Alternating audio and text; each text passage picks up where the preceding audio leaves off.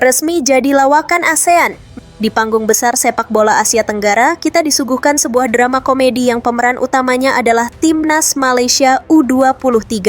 Mereka datang dengan janji kekuatan 200%, sebuah angka fantastis yang seharusnya mengguncang lawan. Namun yang terjadi justru sebuah pertunjukan pengecut yang akan tercatat dalam sejarah sebagai salah satu taktik paling memalukan. Inilah puncak dari segala kesombongan, mari kita mulai dari klimaks kehancuran mereka.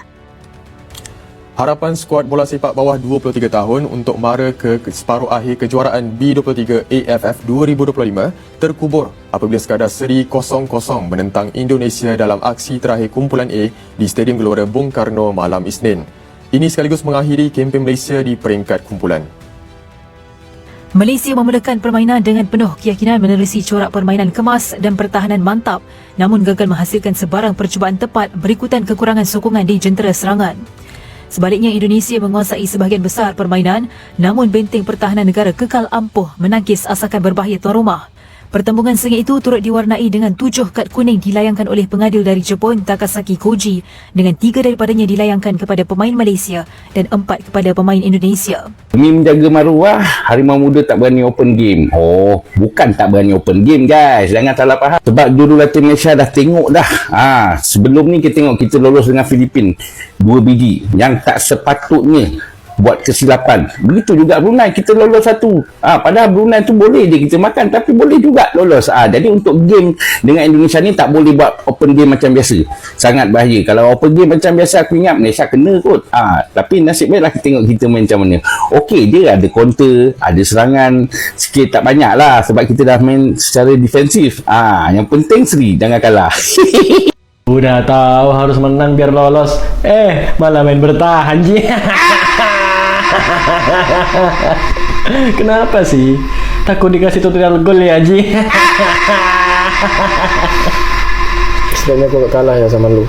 Ya, kalau gua seri pun masih bisa lolos. Lah lu pulang dulu, Haji. Masa klasemen kalah sama dia, Haji?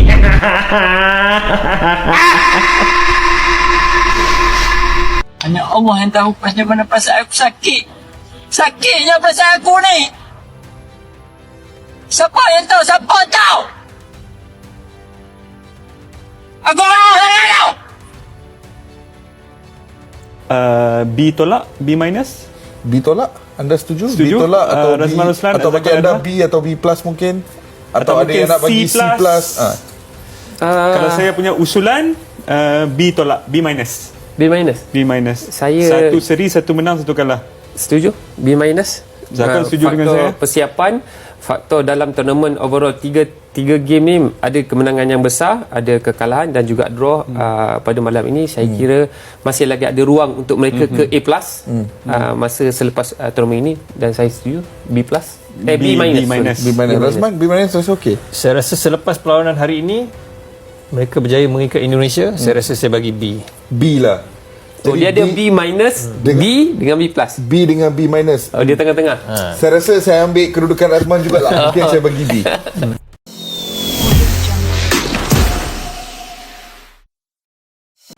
Janji kerahkan 200% kekuatan lawan Indonesia, realitanya parkir bus level maksimal.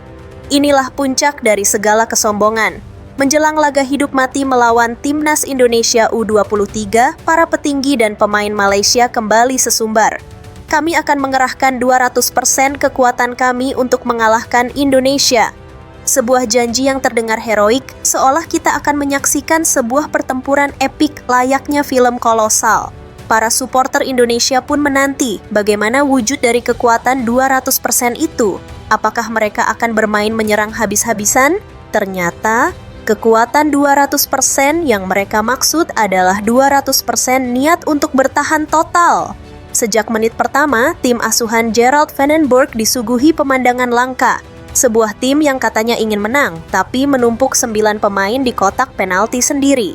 Inilah taktik yang dikenal dengan sebutan parkir bus, atau lebih tepatnya, parkir kontainer berlapis baja. Janji kekuatan 200% itu ternyata adalah 200% rasa takut, sebuah pengkhianatan terbesar terhadap janji mereka sendiri. Vietnam, Thailand tertawa, Malaysia hanya tim pelengkap. Aksi memalukan di lapangan ini tidak luput dari pandangan tajam negara-negara tetangga. Kabar kegagalan tragis Malaysia langsung menjadi santapan lezat bagi media-media di seluruh Asia Tenggara. Media Vietnam, The Tao Dua Topap Tojiu, secara terang-terangan menulis headline, Raja sesumbar tumbang, Malaysia sebenarnya hanya tim pelengkap turnamen. Media Thailand, Siam Sport, tak mau ketinggalan dengan analisis tajam yang menyebut bahwa mentalitas Malaysia adalah mentalitas tim kecil yang hanya bisa menang melawan tim lemah. Mereka menjadi bulan-bulanan, olok-olok, dan contoh nyata dari peribahasa mulutmu harimaumu.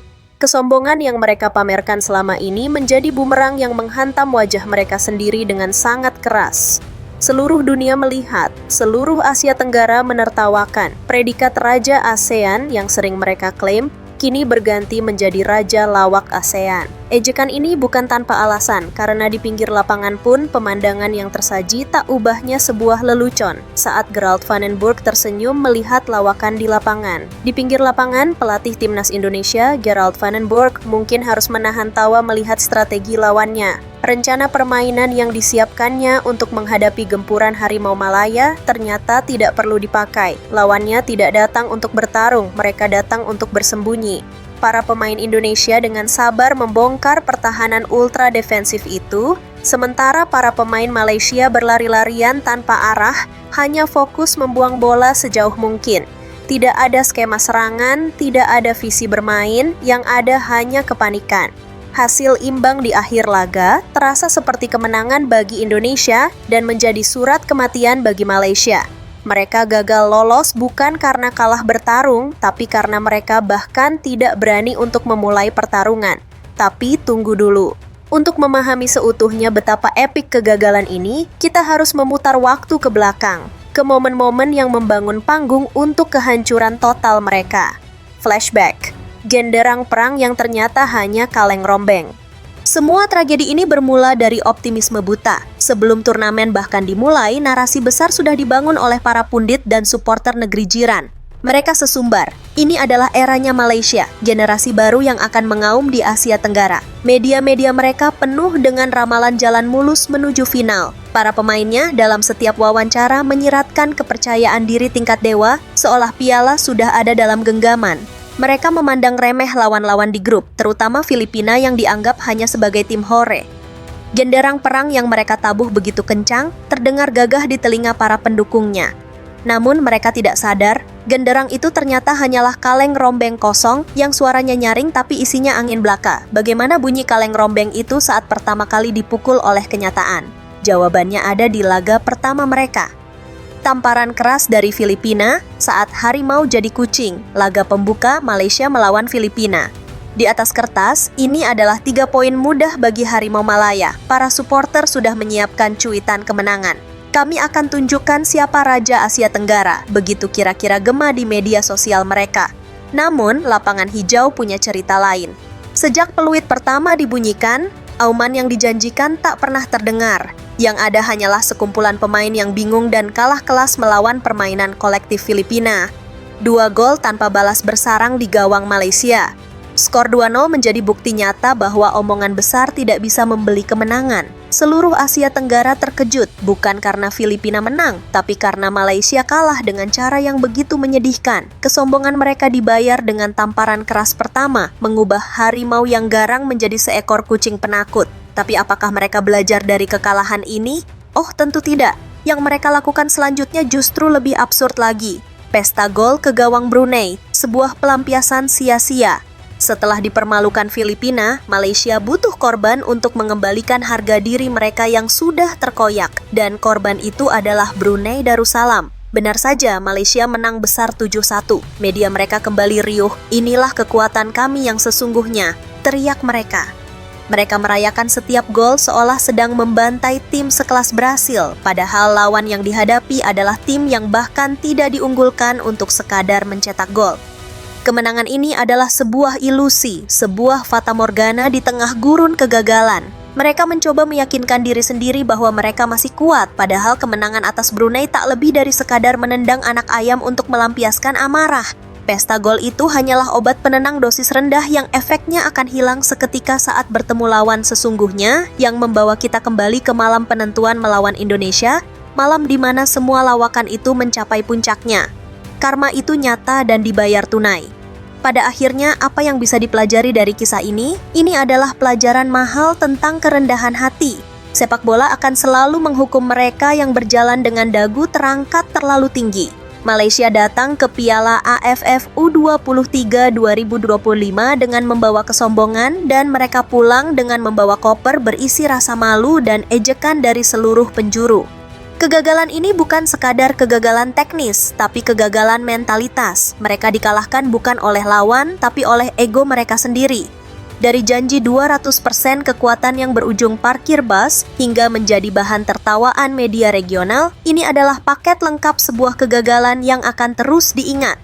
Cerita klasik bukan? Seekor harimau kertas yang mengaum paling kencang, namun basah dan hancur lebur saat terkena tetesan air hujan kenyataan. Sampai jumpa di turnamen berikutnya, semoga dengan mentalitas yang baru, bukan dengan kesombongan yang sama.